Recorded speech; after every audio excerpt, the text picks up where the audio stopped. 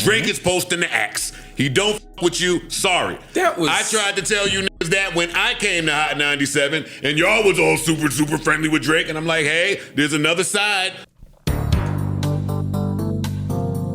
All right, y'all, welcome back to another episode of Light Skin on Light Skin Crime. So now we got the Light Skin King, Joe Budden, reacting to Light Skin Ebro versus Light Skin Drake, okay? This is a jam-packed episode. Make sure y'all like the video and subscribe. Let's get it. Nah, but there's a way to move Drake posted the fucking axe. I'm saying it's a bad choice. And got you niggas in a duffel and got you that's come on. Enough of this. But that's what I'm saying. You want to show the world that you're not. You hear the people talk. Hey, some of them are important people. You've made friends over the years. You've made niggas that hate you over the years. When you're on the downside, now's the time for the hate you people to be loud. Drake is posting the axe. He don't f with you. Sorry. I tried to tell you niggas that when I came to Hot 97, and y'all was all super friendly with Drake, and I'm like, hey, there's another side. You'll learn. You learned. You learned. Axe time. Now you on your show leaking the messages. This was on the show you didn't see. That morning. He didn't see it in the morning. Oh, that's right. I forgot the loop. That morning. Can we talk about that a little bit? The leak of the messages in that axe? Because I actually leaked the message. Huh? Ebro leaked the messages that Drake sent. That whole exchange was entertaining to me. Go ahead. I don't know. This is all new to me. So first, the axe. Petty. Yes. Yes. Drake is petty. On brand. On brand. No surprise. Yeah, I don't see nothing wrong with that. Really? No, I don't either. either. To me, that's the equivalent of another one bites the dust. Yeah.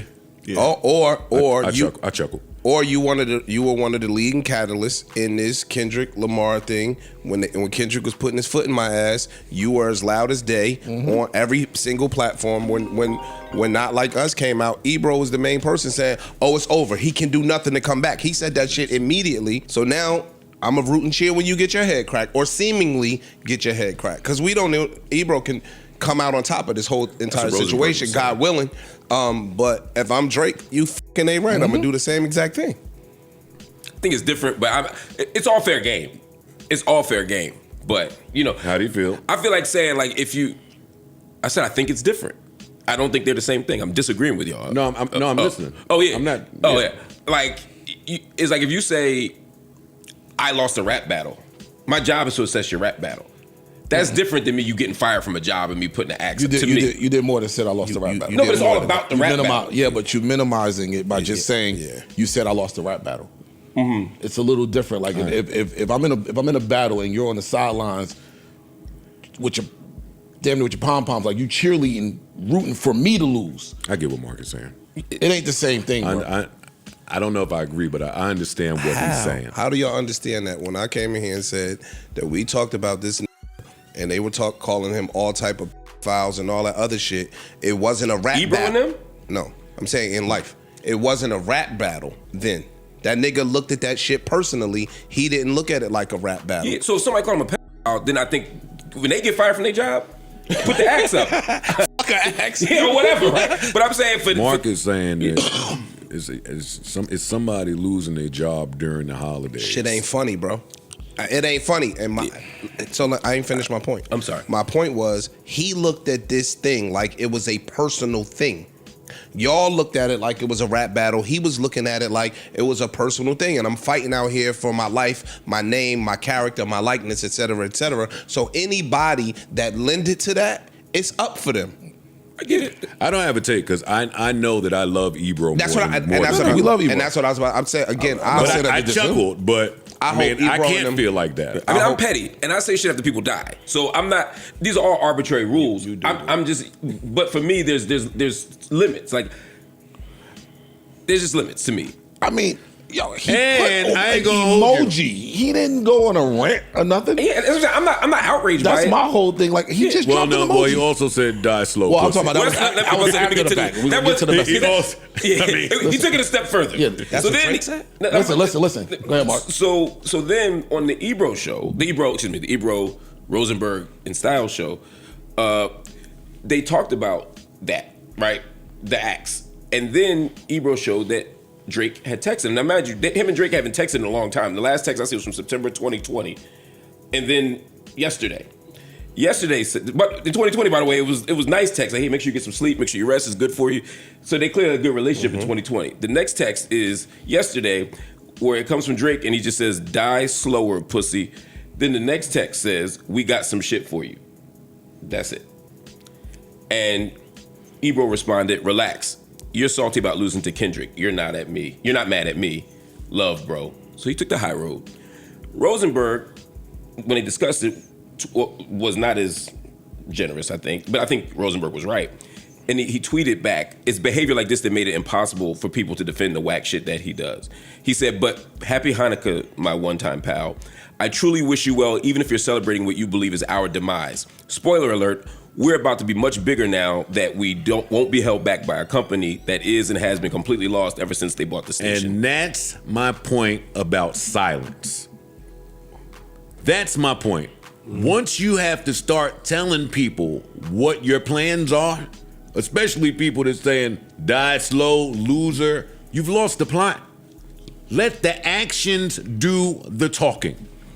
And that's it. But I think you can still do that right away. Like if you, especially like if you were paying attention and the writing was on the wall and you might have had some things.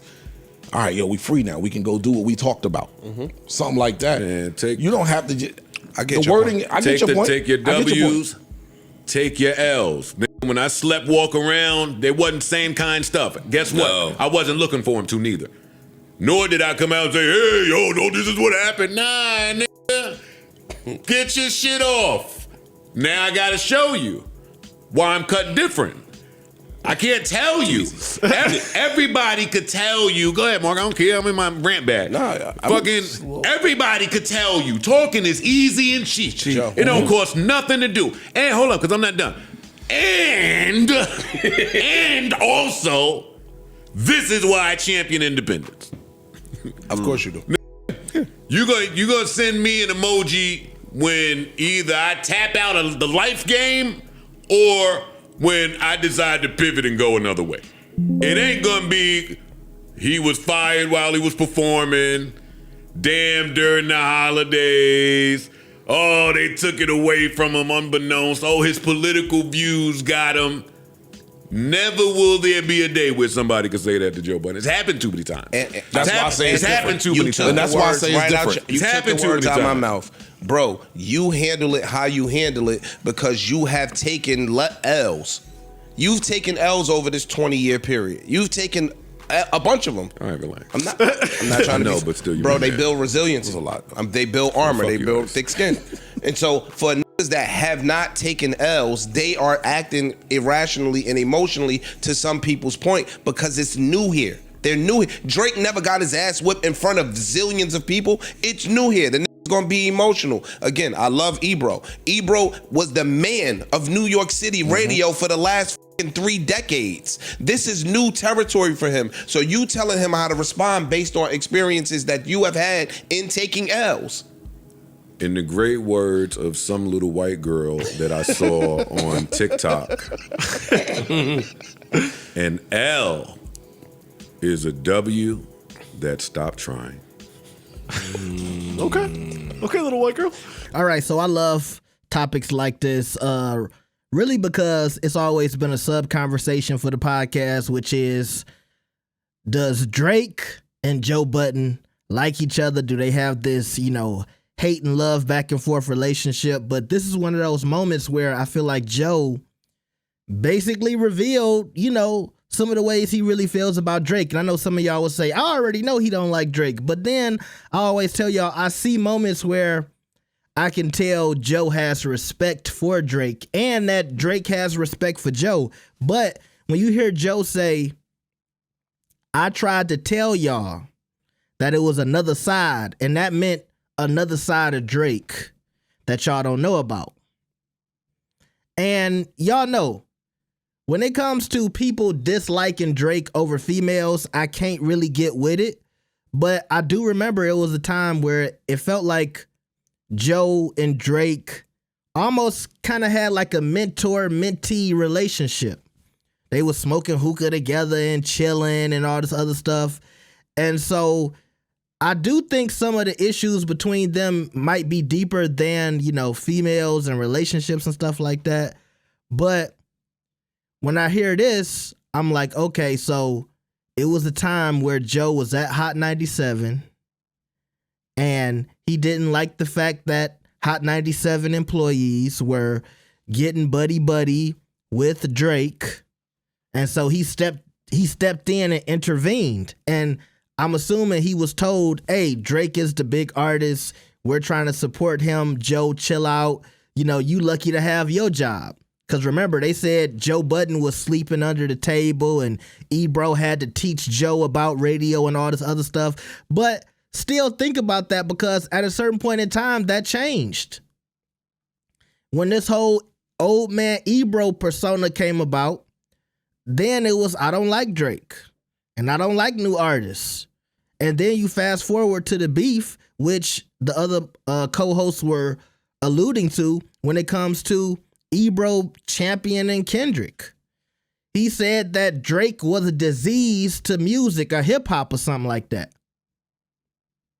So yeah, Drake gonna have an issue with you and he gonna clap back when you down. And Ebro should have, he should have suspected that, foresaw that, and knew it was coming. Do I think it was petty for Drake to do that? Yes. Do I understand it? Yes. But I told y'all on my video, I never will respect other grown men revealing their DMs. I just don't think men should just show their personal messages with another man. I don't think men should ever get up, do screenshots and say, look what this person messaged me in private. I have never liked that. And y'all know that.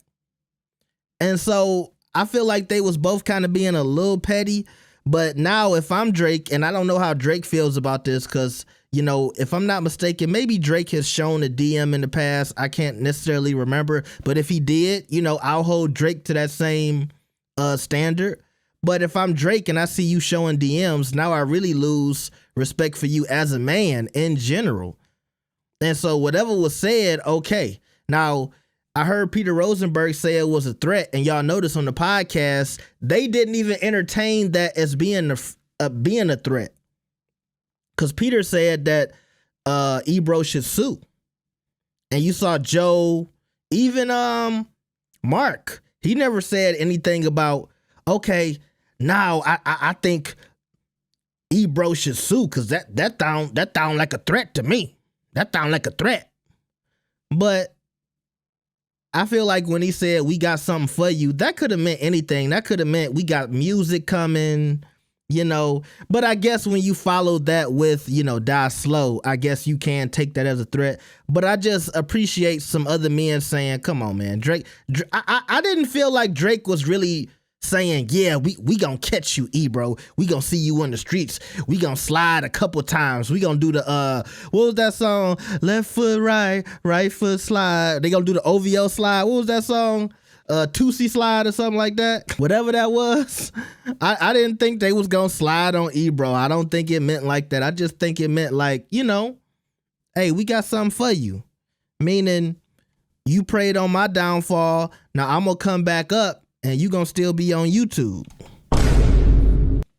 And look, I wish them the best.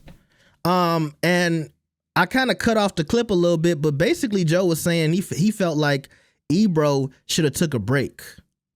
He felt like Ebro should have kind of looked at the landscape and then planned his next move a little better.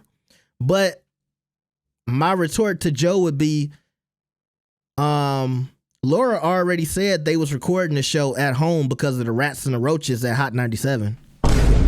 And so to me, I just feel like they already had the infrastructure to continue the show. So it was like, all right, well, y'all ain't messing with us. Let's just keep doing it. And I think for Peter Rosenberg, while a lot of people might give him some backlash, he does love hip hop. He loves talking about this. That's why he had one of the biggest original hip hop podcasts, Juan Epstein. And so I think he likes having an outlet to speak on current events when it comes to hip hop. And I would say the same thing for Laura and Ebro.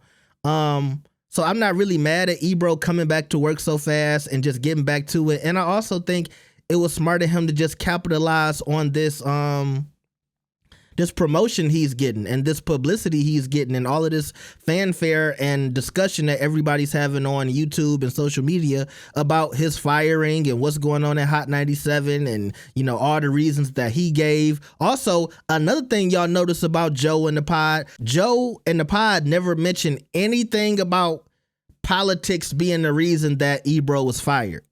I want y'all to peep that too. And, you know, they're not with the administration. They're against the administration. Y'all know Marc Lamont Hill, he's against the president, right? But nobody gave Ebro that credit on this podcast today. Nobody said, you know what? Yeah, we think Ebro's gone because of his views. I think somebody like Joe Budden, I think he saw the writing on the wall. And I think he was talking about that too. It was a lot of signs that Ebro missed.